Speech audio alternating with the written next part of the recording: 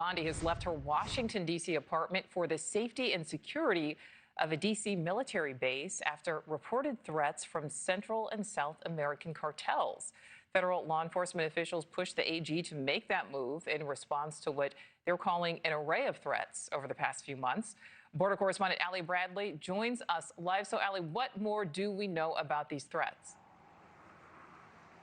Yeah, hey, Nicole. So the Attorney General leaving her private apartment in the city and moving to this military installation amid these escalating threats. Law enforcement calling her, basically telling her, hey, because you're tied to these high-profile prosecutions, you're receiving more threats, and it's not safe for you right now. So what we can tell you is people familiar with the situation told the New York Times that threats intensified against Pam Bondi amid the handling of the Epstein case and the capture and prosecution of former Venezuelan leader Nicolas Maduro, who was taken into custody earlier this year on charges tied to narco-terrorism and international drug trafficking. Bondi has publicly accused Maduro of working with criminal networks linked to drug trafficking. She's now the latest Trump administration official to relocate to military housing near the Capitol because of security concerns. Now, we talked with a former U.S. Marshal who worked along the southern border, and he says the violent Venezuelan gang Tren de Aragua, which has been designated as a terrorist organization, is likely involved in these threats here. Take a listen.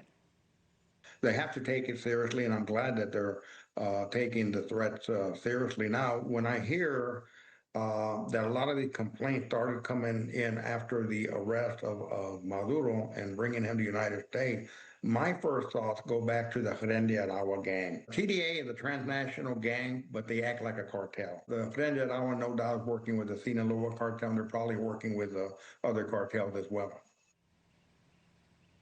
So some of those threats that she's getting are tied to Nicolas Maduro, tied to Venezuela. That's why he's saying Tren de Aragua is likely involved in these threats that she's facing right now. And while we don't know exactly where she's staying right now, we do know that it is an undisclosed, secure military installation that is in the Washington, D.C. area, Nicole. All right. So, Allie, how common is it for cabinet members to have to relocate like this?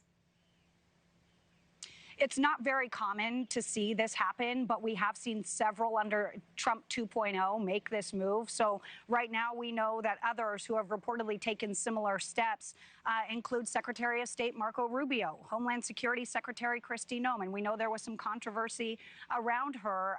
Some said that she was living in the commandant's house. She said that that was not the case and she was paying for her own way there. Now, another one is Defense Secretary Pete Hegseth. Now, during Trump's first term, it's notable here to mention that the Secretary of State, Mike Pompeo, he did live on a military installation for security concerns as well. But that was, again, in the first Trump administration. We didn't necessarily see this under Biden. Nicole. All right, Allie Bradley live for us there along the border. Allie, thank you. Thank you for watching. Subscribe below and download our NewsNation app right now on your phone, and you will get fact-based, unbiased news for all Americans.